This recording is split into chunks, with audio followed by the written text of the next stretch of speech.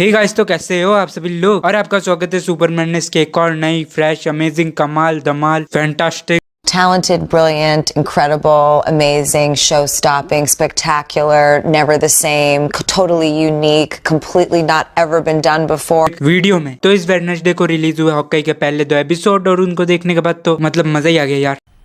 मजा आया, और मैं ये जो मजा है हिंदुस्तान के हर व्यक्ति को देना चाहता हूँ। और पहले तो मैंने इस शो से कुछ ज्यादा एक्सपेक्टेशन लगाई नहीं थी, लेकिन अब हॉकाई के पहले 2 एपिसोड देखने के बाद लग रहा है कि ये शो जरूर धमाका करेगा। और हॉकाई के पहले 2 एपिसोड्स में comic book references, Easter eggs और हिडन डिटेल्स भर भर के हैं, जो कि शायद आपने हॉकाई के पहले 2 एपिसोड्स को देखते हुए नोटिस नहीं करे होंगे। लेकिन चिंता मत करो, आपका भाई बताएगा आपको इस वीडियो में सब कुछ। और वीडियो शुरू करने से पहले एक बात और कहना चाहता हूँ कि नीचे एक लाल कलर का बटन दिख रहा होगा, उसके साथ कुश्ती करो, रेसलिंग करो, या फिर बॉक्सिंग करो, या फिर जो भी आपको मन हो, कुछ भी, पर यार उसको दबा दो।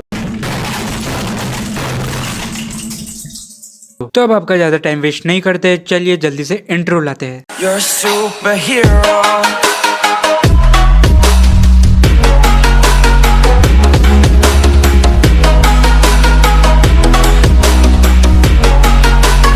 तो सबसे पहले डिटेल जो शायद आपने नोटिस नहीं करी होगी वो ये है कि मार्वल स्टूडियोज ने अपने लोगो में शैंकी को भी ऐड कर लिया है, जो सबसे फर्स्ट में आता है, जैसा आप देख ही सकते हैं स्क्रीन पर। और अगर आप उसके बाद इस सीरीज के ओपनिंग क्रेडिट्स देखो तो वो बिल्कुल सिमिलर लग रहे हैं मैट फ्रैक्शन की कॉमिक बुक सीरीज वाली स्टाइल से, क्योंकि जैसा हमें पता ही है ये सीरीज लूजली मैट फ्रैक्शन के कॉमिक बुक सीरीज पर ही बेस्ड है। और उसके बाद हॉकाई के ओपनिंग सीन में जब हम केट बिशप का रूम देखते हैं तो हम वहाँ पर एक जिराफ को भी देख सकते हैं, जिसको हमने वांडा विजन में भी देखा था। और उसके बाद मुझे यहाँ पर एक चीज और अच्छी लगी कि 2012 की बैटल ऑफ न्यूयॉर्क को यहाँ पर एक ऑर्डिनरी पर्सन के पर्सपेक्टिव से दिखाया गया है, जो कि बहुत ही अलग और डिफरेंट है। और अगर आपको नहीं पता तो मैं बता दूं, एक कॉमिक्स है जिसका नाम है मार्वल्स, उसमें सारे मार्वल के बड़े बड़े इवेंट को एक ऑर्डिनरी फोटोग्राफर के पर्सपेक्टिव से दिखाया जाता है कि एक आम इंसान क्या करता है जब इतने बड़े बड़े बैटल्स होते हैं। और इस सीरीज में हमें एलेनोर बिशप से भी इंट्रोड्यूस कराया जाता है, जो कि केट बिशप की मदर होती है। और मुझको एलेनोर बिशप का कैरेक्टर थोड़ा सही नहीं लग रहा है, और क्या पता शायद यही मेन विलन हो हॉकाई की, क्योंकि मार्वल कॉमिक्स में हमें बताया जाता है कि केट बिशप की मदर यानी एलेनोर बिशप मर जाती है पहले। और हाँ, कॉमिक्स में केट बिशप की मदर मरती है, उसके फादर नहीं मरते। लेकिन पहले जो केट बिशप की मदर एलेनोर बिशप मर गई थी, वो कॉमिक्स में अचानक से बाद में वापस आ जाती है। और इतने नहीं, बाद में हमको ये भी पता पड़ता है कि वो एक वैम्पायर भी है। और हम इस शो में भी देख सकते हैं कि एलेनोर बिशप ने चुपके से स्वॉर्ड्समैन से शादी कर ली, वो भी किसी को बिना बताए। और आपको नहीं पता तो मैं बता दूं, स्वॉर्ड्समैन खुद एक विलन होता है कॉमिक्स में। और इतना ही नहीं, फर्स्ट एपिसोड में एलेनोर बिशप का अरमांड से झगड़ा हो जाता है, और उसके अगले दिन अरमांड की डेथ हो जाती है। और अरमांड की डेथ हुई थी किसी स्वॉर्ड से, और जैसा हमको पता ही है एलेनोर बिशप का पार्टनर है स्वॉर्ड्समैन, तो मतलब आप देख ही सकते हो कुछ तो गड़बड़ है। अरे देवा, ये गड़बड़ है बाबा। और मैं आपको स्वॉर्ड्समैन के बारे में एक और चीज बता दूं कि कॉमिक्स में इसने हॉकाई को ट्रेनिंग दी थी, लेकिन स्वॉर्ड्समैन बाद में बुरा बन गया था, मतलब एक सुपर विलन बन गया था। बहुत टाइम पर भी ये अच्छा भी होता है, मतलब एक एंटी हीरो टाइप का होता है, लेकिन ज्यादातर ये विलन ही होता है। तो क्या पता ये भी विलन हो सकता है, और हमें लास्ट में हॉकाई वर्सेस स्वॉर्ड्समैन देखने को मिल जाए, जो कि बहुत इंटरेस्टिंग होगा। अगर एमसीयू में भी स्वॉर्ड्समैन ने ही हॉकाई को ट्रेन करा होगा तो मतलब हॉकाई वर्सेस उसका गुरु, इंटरेस्टिंग तो होगा ही। और हम केट बिशप को एक टावर पर भी चढ़ते हुए देख सकते हैं, जिसका नाम है स्टेन टावर। और अगर आपको नहीं पता तो मैं बता दूं, इस टावर का नाम मोबीड्रेन स्टेन के ऊपर रखा गया है, जिसको आपने आयरन मैन 1 में देखा होगा। हाँ, वही विलन।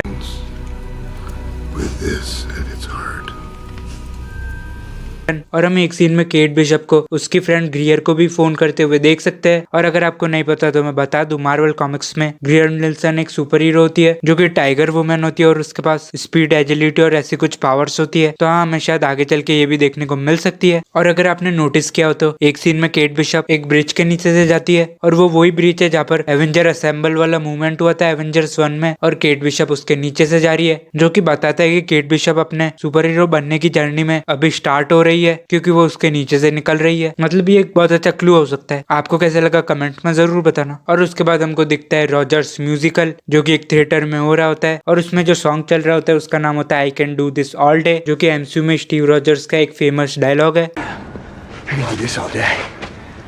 और उस एक्ट में वो सब बता रहे थे कि 2012 की न्यूयॉर्क बैटल में क्या हुआ था, लेकिन वहाँ पर एंटमैन भी होता है, जिस पर हॉकाई वहाँ पर बोलता भी है कि एंटमैन तो था भी नहीं न्यूयॉर्क की बैटल में। लेकिन अगर आपको नहीं पता तो मैं बता दूं, जब एवेंजर्स 1 वाली मूवी बन रही थी तो ओरिजिनल 6 के साथ एंटमैन और वास्प को भी इंट्रोड्यूस करने वाले थे, लेकिन क्योंकि उस समय तक एंटमैन को एमसीयू में कभी देखा नहीं गया था और एंटमैन की कोई मूवी भी नहीं आई थी, इसलिए उसको इंट्रोड्यूस नहीं किया गया और बाद में हमें मेन 6 एवेंजर ही दिखे। लेकिन वो वहाँ पर उस एक्ट को इतना अजीब तरीके से कर रहे थे कि हॉकाई को भी लगा अब बहुत हो गया, इसलिए वो वहां से उठकर टॉयलेट में चला गया ताकि उसे शांति मिले। लेकिन बाथरूम में भी हॉकाई को चैन नहीं है। वहां पर भी एक आदमी उसके पास अगर सेल्फी मांग रहा था टॉयलेट में। मतलब हॉकाई 2-2 बार थैनोस से लड़ चुका है और इस बंदे को उसके साथ टॉयलेट में सेल्फी लेनी है।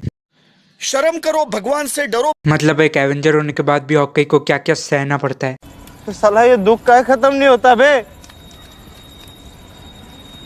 और इसमें हमको ये भी पता पड़ता है कि हॉकाई को कान में मशीन लगानी पड़ती है सुनने के लिए, क्योंकि उसके ईयर ड्रम डैमेज हो गए। और कॉमिक्स में भी ऐसा ही होता है इसके साथ, वो ये मशीन यूज करता है सुनने के लिए। और हमें एक और चीज पता चलती है कि अरमान इस सीरीज में स्वॉर्ड्समैन यानी जैक डुकेन का अंकल होता है, जबकि कॉमिक्स में वो उसका फादर होता है और वही जैक को पहली स्वॉर्ड देता है कॉमिक्स में। और हमें इसमें ये भी पता पड़ता है कि क्रिसमस को 6 दिन बाकी है। मतलब हर एक एपिसोड में एक नया दिन शुरुआत होगा और सीरीज का फाइनल जरूर क्रिसमस पर होगा, जिसको देखने में बहुत ही मजा आएगा। और उसके बाद हम इसमें एक सीन भी देख सकते हैं जहाँ पर एक ऑक्शन चल रहा है और हॉकाई की मैट फ्रैक्शन कॉमिक्स में भी इसी तरह एक ऑक्शन चल रहा होता है जहाँ पर केट बिशप और हॉकाई पहुंच जाते हैं, क्योंकि वो एक इलीगल ऑक्शन होता है। और सबसे इंटरेस्टिंग बात यह है कि इस वाले ऑक्शन में रोनिन का सूट और स्वॉर्ड को भी देख सकते हैं, जो कि इस ऑक्शन में सेल करी जा रही है। और जैसा हमको पता ही है, एवेंजर्स एंड गेम से पहले हॉकाई ने रोनिन का टाइटल लिया था और वो बहुत सारे अंडरवर्ल्ड के माफिया को मारता था। और कॉमिक्स में तो रोनिन का टाइटल इको भी लेती है, मतलब इको भी रोनिन बनती है। और जैसा आपको पता ही, हम इस सीरीज में भी इको को देखेंगे। और हम इस फर्स्ट एपिसोड में एक न्यूज एंकर को भी देखते हैं। और अगर आपको नहीं पता तो मैं बता दूं, ये रियल में एक न्यूज एंकर है और ये बहुत सारी मार्वल की और एमसीयू की सीरीज और मूवीज में दिख चुका है, जैसे नेटफ्लिक्स की Daredevil, Spiderman far from home, the Avengers, iron man 3, Punisher, doctor strange, defenders. मतलब मार्वल स्टूडियोज में हर जगह है ये। और मुझे इसमें सबसे फेवरेट कैरेक्टर लगा लक्की द पिज्जा डॉग। और अगर आपको नहीं पता तो मैं बता दूं, कॉमिक्स में इसके ऊपर एक पूरा इशू डेडिकेट किया गया है जिसमें हमें सारे इवेंट दिखाए जाते हैं इसके पर्सपेक्टिव से, मतलब लकी द पिज्जा डॉग के पर्सपेक्टिव से। और जैसे इस एपिसोड में Kate Bishop lucky the pizza dog को बचाती है, वैसे ही कॉमिक्स में हॉकाई इसको बचाता है। और इस एपिसोड में हमने एक वॉच भी देखी थी जिसको ट्रैक सूट माफिया लेने आए थे। और अगर आपको नहीं पता ट्रैक सूट माफिया कौन है, तो ट्रैक सूट माफिया छोटे मोटे गुंडे होते हैं जो कि हर समय ब्रो ब्रो ब्रो करते हैं।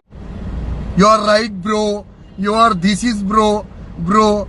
और वो हॉकाई से फालतू में कॉमिक्स में पंगा लेते हैं क्योंकि वो एक घर खाली करना चाहते हैं और हॉकाई वो घर खाली करना नहीं चाहता है। और अगर उस वॉच की बात करें तो वो शायद किंग पिन की हो सकती है, क्योंकि ट्रैक सूट माफिया कॉमिक्स में किंग पिन के लिए काम करते हैं। और जैसा हमें पता है, स्पाइडरमैन नो वे होम में शायद तक चार्ली कॉक्स का डेयरडेविल दिख सकता है, जिसके बाद क्या पता हॉकाई में हमें किंग पिन भी दिख जाए, क्योंकि स्पाइडरमैन नो वे होम रिलीज हो रही है 17 दिसंबर को और हॉकाई का लास्ट एपिसोड आएगा 22 दिसंबर को। तो हाँ, पूरे चांसेस है कि किंग पिन भी आ सकता है। और अगर आप सोच रहे हो कि किंग पिन सिर्फ एक घड़ी के लिए ट्रैक सूट माफिया को क्यों भेजेगा, तो कुछ भी हो सकता है, क्योंकि किंग पिन थोड़ा पागल सा बंदा है। क्या पता उसको शायद बचपन से घड़ियों का शौक हो और ये वॉच उसके लिए बहुत ज्यादा इंपॉर्टेंट हो, कुछ भी हो सकता है। तो इसी के साथ ये थे सारे Easter eggs, comic book references और हिडन डिटेल्स जो मैंने देखी हॉकाई के एपिसोड 1 में। और एपिसोड 2 की हिडन डिटेल्स और सब कुछ मैं अगले वीडियो में बताऊंगा। अगर आपने भी कोई और डिटेल नोटिस करी हो तो कमेंट में जरूर बताना। और अगर वीडियो अच्छा लगा हो तो लाइक करना और अपने दोस्तों के साथ शेयर भी करना। तो इसी के साथ आपका भाई सुपर मैडनेस आपको मिलेगा अगली वीडियो में। तो तब तक के लिए बाय बाय।